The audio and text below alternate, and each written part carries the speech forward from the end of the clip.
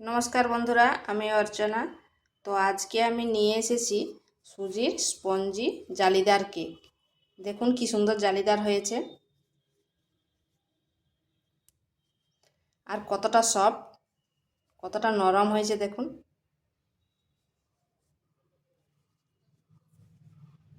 আর এই কেকটা যে কেউ বানাতে পারবে, আর খুব কম সময়ের মধ্যে তৈরি হয়ে যায়।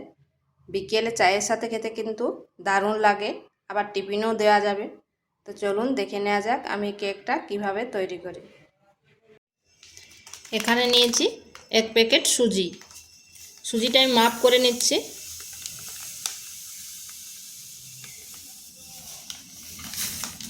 বাটিটার 1 বাটি হয়েছে।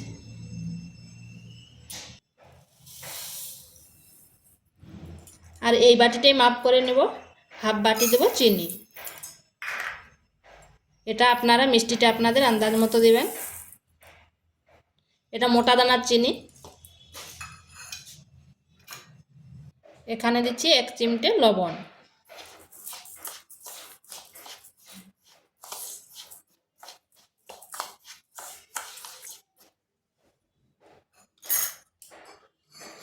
আর দেব দুধ, ওই বাটিরই 1 বাটি দুধ দেব। দুধটা কিন্তু গরম দুধ, মানে খুব ঠান্ডা নয় আর খুব বেশি গরম নয়।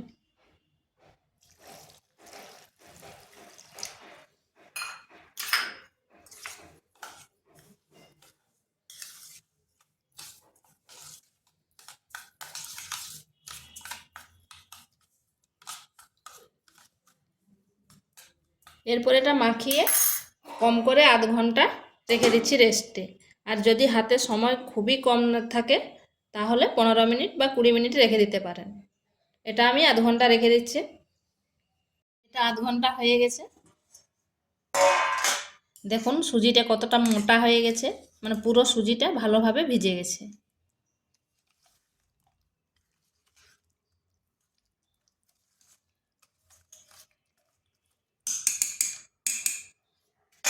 এরপর এখানে দিয়ে দিচ্ছি একটা আমুল দুধ। এই আমুল দুধটা দিলে এর টেস্টটা দ্বিগুণ বেড়ে যাবে। আর এখানে দিচ্ছি একটা এলাচটা ছাড়িয়ে নিয়েছি, বীজগুলো দিয়ে দিলাম। আর 1 চিমটে হলুদ। এরপর ভালোভাবে মিশিয়ে নিচ্ছি।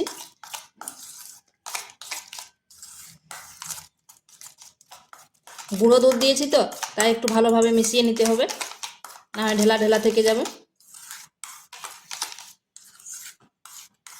আর আপনারা ভাবতে পারেন যে হলুদ দেওয়ার জন্য গন্ধ করবে, কিন্তু এটা কোনো গন্ধ করবে না,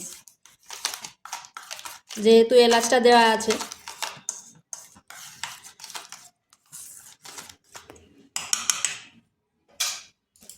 এরপর এখানে দিয়ে দিচ্ছি 3 চামচ রিফাইন তেল।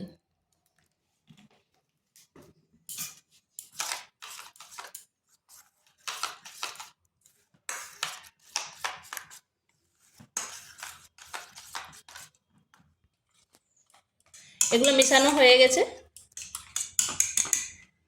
এরপর একটা মিক্সিং বলে নিচ্ছি।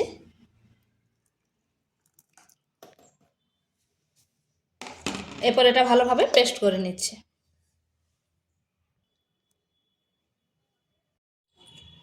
এখানে পেস্টটা করে নিয়েছি।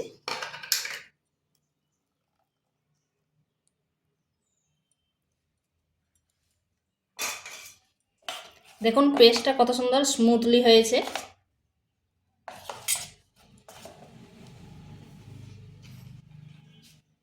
এরপর এখানে দিচ্ছি হাফ চামচ বেকিং পাউডার। ভালোভাবে মিশিয়ে নিচ্ছি বেকিং পাউডারটা।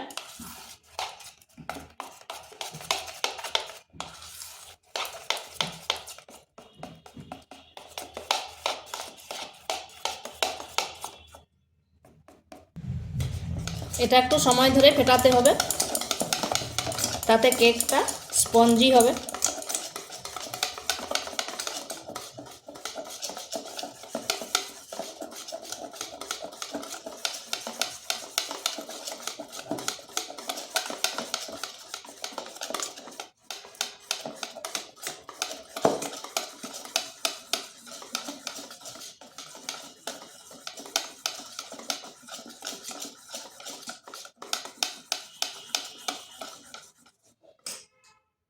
এটা হয়ে গেছে। ব্যাটারটার ঘনত্বটা দেখে নিশ্চয়ই বুঝতে পারছেন কীরকম হয়েছে। এরপর এই বাটিগুলোতে আমি তেল নিয়ে নিয়েছি।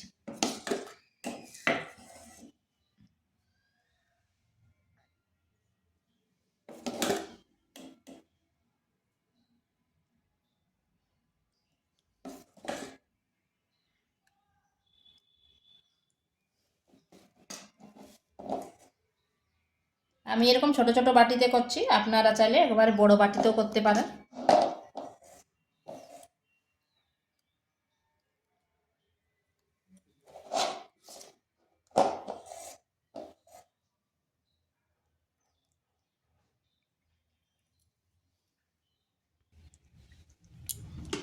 এখানে আমি আগের থেকে জলটা গরম হতে দিয়েছি, আর একটা স্ট্যান্ড বসিয়ে দিয়েছি। এরপর বাটিগুলো বসিয়ে দিচ্ছি।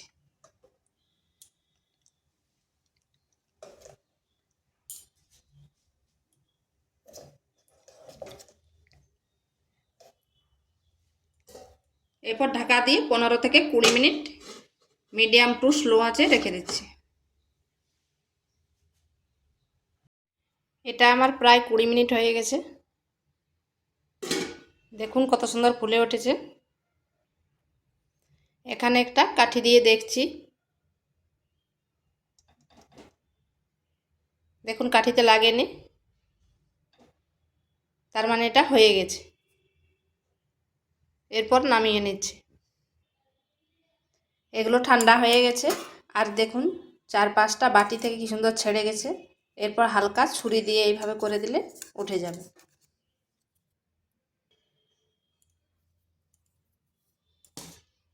দেখুন কি সুন্দর ছেড়ে যাচ্ছে, আর কতটা স্পঞ্জি হয়েছে।